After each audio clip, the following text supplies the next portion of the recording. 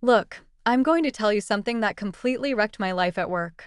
And I'm still not sure if I was crazy or if everyone else just doesn't get it. I'm Paisley. I'm 29. And this whole mess started because I tried to protect myself and ended up becoming the office villain. So, I work at this company doing paperwork and customer stuff. Nothing exciting, but it pays my rent and my car payment. There's this guy, Donovan, who's been there longer than me, maybe 2 years before I started. He works in a different area, but we're on the same floor. He's one of those guys who's just naturally friendly with everyone, always saying good morning, holding doors, asking how your weekend was. The type who makes small talk by the coffee machine and actually remembers what you tell him. Honestly, I thought we had this really good friendship going, like we'd eat lunch together sometimes. He'd remember little things I mentioned about my life, and we just had this easy way of talking that made work less boring. I'm not going to lie, there were times I wondered if maybe he was interested in something more than friendship, but I kept it professional because dating people you work with is messy, and I actually needed this job. But here's what nobody understands about the whole situation. There were these moments where I felt like he was getting a little too comfortable with our friendship. Like he'd lean in really close when we talked or put his hand on my shoulder when he was making a point. It always made me feel weird. I didn't want to be that girl who makes everything about harassment. I mean, he seemed like a genuinely nice guy, and I didn't want to ruin our working relationship over something that might just be in my head. Plus, all our coworkers loved him. He was like the golden boy who everyone thought was so helpful and considerate. So I told myself I was overthinking it and tried to keep things normal between us. We'd still eat lunch together sometimes, usually with other people around, and everything seemed fine on the surface. But looking back now, I can see there were signs that he might have been reading our friendship differently than I was. He'd always offer to help me with work stuff, even when I didn't ask. He'd remember details about conversations we had weeks ago. And sometimes I'd catch him looking at me from across the office in a way that felt a little too intense. I started getting this feeling that maybe he thought our friendship was heading somewhere romantic, but I never said anything because I didn't want to assume and make things awkward between us. And, honestly, part of me liked the attention because it's nice to have someone at work who actually cares about your day and remembers what you tell them about your life outside of this place. But there was this nagging feeling in the back of my mind that maybe I was encouraging something I shouldn't be encouraging, even though I wasn't doing anything wrong. I was just being friendly back to him the same way he was to me. I mean, what was I supposed to do, be rude to the nicest guy in the office? Everyone would have thought I was completely crazy if I suddenly started being cold to him for no reason. So I kept our friendship going the way it was, but I started being a little more careful about not sending mixed signals that might give him the wrong idea. I'd make sure to mention other guys I was talking to, or I'd include other people in our conversations more often just to keep things from getting too personal or intimate. But Donovan never seemed to pick up on those hints. Or maybe he just chose to ignore them because he liked our dynamic the way it was. Either way, everything seemed normal and manageable until that day when everything went completely sideways, and I had to make a choice that changed everything between us forever. This whole nightmare started during one of our regular lunch breaks in the office eating area. We have this little space with tables and a microwave, nothing fancy, and a bunch of us usually eat there together instead of going out and spending money we don't have. I was sitting at my usual table with Donovan and a few other people from different departments, eating this turkey sandwich I brought from home, when suddenly I took too big of a bite and it got stuck in my throat. Like really stuck. I tried to cough it up, but nothing was happening, and I started panicking because I literally couldn't breathe at all. I was making these weird choking sounds and grabbing at my throat, and everyone at the table just froze for a second because nobody knew what to do in that situation. Then Donovan jumped up from his chair and got behind me, and I heard him say something about knowing how to do the Heimlich maneuver from some training he had. Now, here's the thing that everyone keeps missing when they talk about what happened next. I was already feeling uncomfortable about how close we'd been getting lately, and suddenly he's pressed up against me from behind with his arms wrapped around me in this really intimate way. I know he was trying to save my life. I'm not stupid. But in that moment, when I was already scared and couldn't think straight, having him that close to me just felt wrong somehow. I could feel his whole body against mine, his chest against my back. And yeah, I could definitely feel other parts of him too when he was doing those compressions on my stomach. I know it probably wasn't intentional. I know he was just trying to help me breathe again. But it felt invasive and uncomfortable in a way that I can't really explain to people who weren't there experiencing it. Imagine you're already feeling weird about someone's boundaries with you, and then suddenly they're touching you in the most intimate way possible, even if it's for a good reason that everyone can see. The maneuver worked. Whatever was stuck came flying out and landed on the table, and I could breathe again. Everyone was cheering and clapping and saying what a hero Donovan was.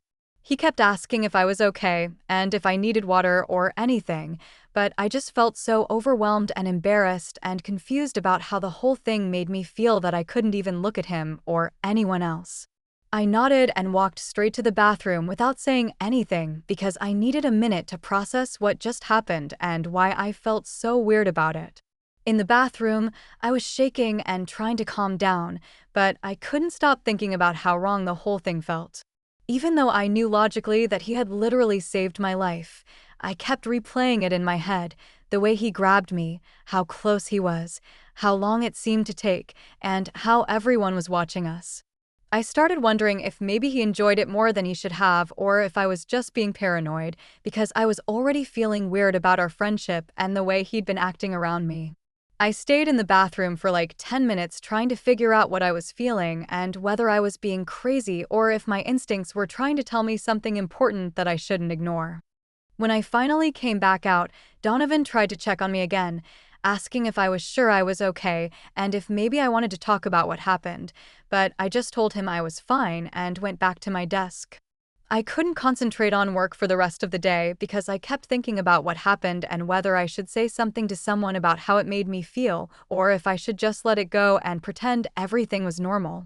Part of me felt guilty for even questioning his motives when he literally saved my life and everyone saw him do it, but another part of me felt like something about the whole situation was off in a way I couldn't ignore, no matter how much I wanted to. I went home that night and couldn't stop thinking about what happened during lunch. I kept replaying the whole thing over and over in my head, and the more I thought about it, the more uncomfortable and violated I felt about the whole experience. I called my sister to talk through it because she's always been good at helping me figure out my feelings.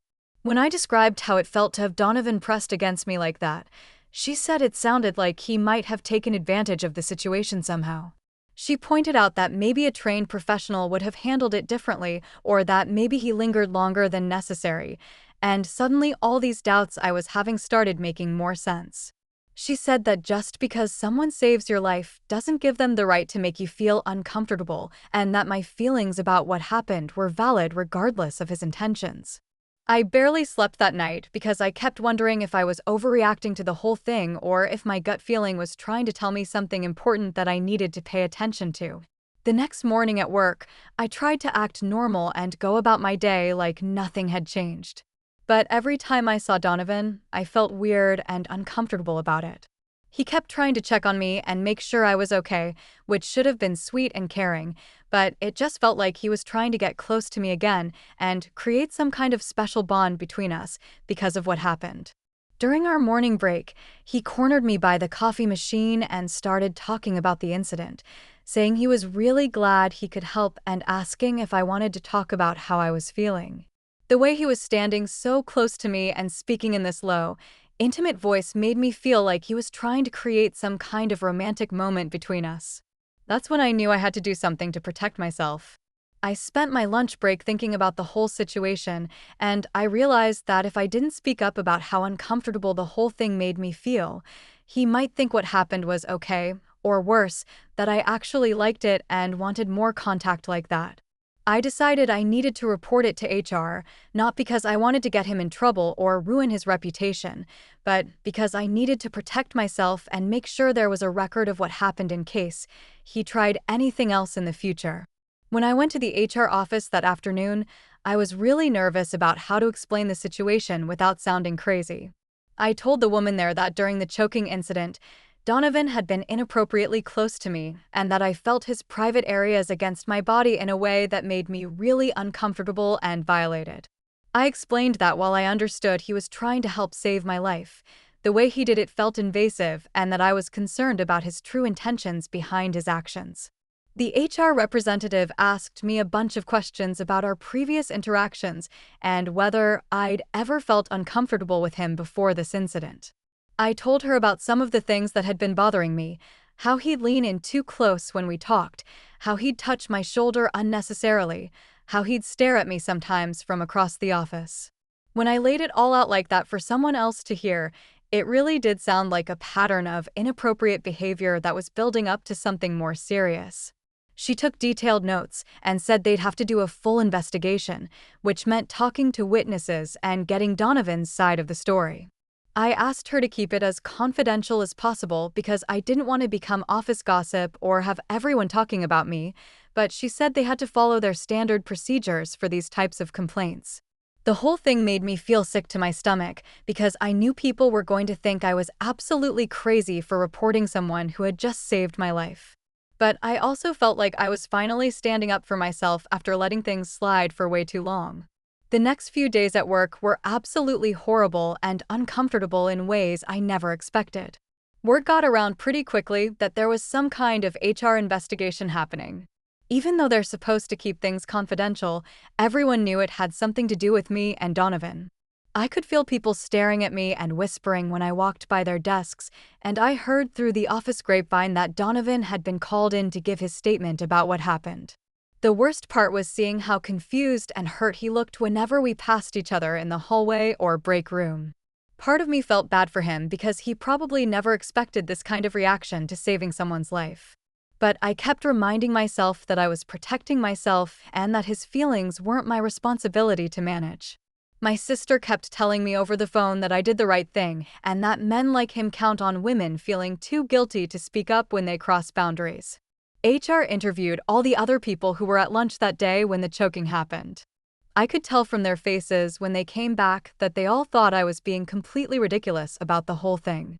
This one girl, Jessica, who's always been kind of judgmental anyway, actually rolled her eyes at me when she came back from her interview with HR.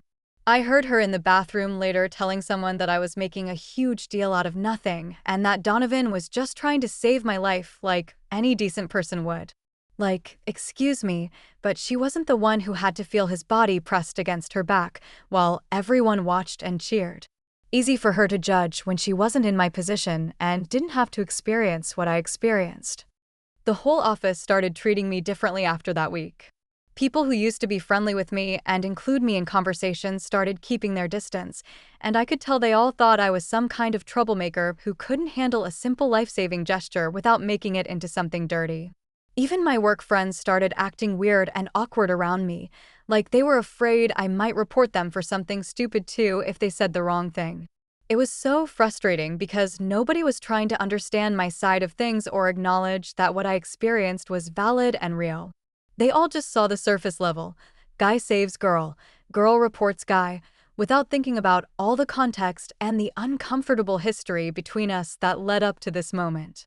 Meanwhile, Donovan was getting treated like some kind of martyr by everyone in the office. People kept talking about how unfair it was that he was being investigated for doing a good deed, and I heard someone say they hoped he wouldn't get in trouble for being a gentleman and helping a coworker. I wanted to scream because being a gentleman doesn't mean pressing your body against someone longer than necessary or creating weird intimate moments afterward when you're supposedly just being helpful. But I couldn't say any of that without looking like even more of a villain in everyone's eyes. After about a week of investigation and interviews, HR called me back in and said they weren't finding any evidence of intentional inappropriate behavior on Donovan's part, but they were going to have a conversation with him about workplace boundaries and appropriate contact. They also suggested that maybe I should consider requesting a transfer to a different floor if I felt uncomfortable continuing to work in close proximity to him every day. I couldn't believe they were basically suggesting that I should be the one to move and change my work situation when I was supposed to be the victim in this whole thing. But I could tell they just wanted the whole incident to go away quietly without any more drama. After the HR investigation wrapped up with basically no consequences for anyone, things got so much worse instead of better like I thought they would. Donovan went from being this friendly, chatty guy who always made time to talk to me and ask about my day to treating me like I literally didn't exist in the same building as him. And I'm not talking about just being a little distant or awkward. I'm talking about full-on ignoring me, like I was completely invisible to him. If I walked into the break room and he was already there getting coffee or heating up his lunch, he'd immediately finish whatever he was doing and leave without even acknowledging that I'd entered the room. If we ended up in the elevator together by accident, he'd stare at the floor or his phone the entire time like I wasn't even standing right next to him. The few times I tried to say something normal like, "Good morning," or "How's your day going?" he'd give me this blank, cold stare and either not respond at all or just nod slightly before walking away as fast as possible. It was honestly more uncomfortable and hurtful than when I thought he was being too friendly with me, because at least then he was treating me like a human being who deserved basic respect. Now I felt like a ghost wandering around the office that nobody could see or hear. What made the whole situation even worse was that everyone else started following his lead in how they treated me. Since Donovan was so well liked by everyone, and they all thought I'd wronged him somehow by reporting him, they started treating me the same cold way he was. People who used to include me in lunch plans and after-work happy hours stopped inviting me to anything.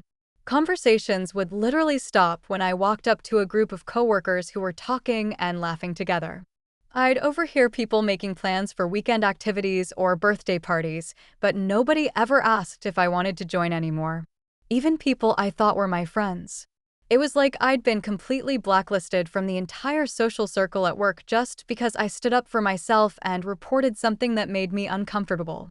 The isolation was starting to really get to me mentally, and I began to wonder if maybe I'd overreacted to the whole choking situation and blown everything out of proportion. I found myself analyzing everything that happened over and over again, questioning whether I'd misinterpreted Donovan's actions or turned something innocent into something sinister in my head. Maybe he really was just trying to save my life in the most effective way he knew how, and I'd turned it into something sexual when it wasn't meant to be that way at all.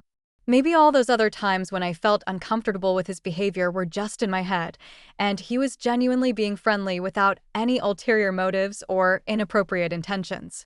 The doubt was eating away at me every single day, especially when I had to sit alone at lunch watching him laugh and joke with everyone else like nothing had ever happened between us. I tried talking to Jessica one day to see if maybe she could help bridge the gap between me and everyone else, or at least explain to people that I wasn't trying to be malicious. But she just shrugged and said that maybe I should have thought about the consequences before I threw Donovan under the bus for no good reason. She said everyone thought it was pretty messed up that I'd try to ruin a good guy's reputation over something so innocent and heroic, and that if I wanted things to go back to normal, I should probably apologize to him publicly and admit I was wrong.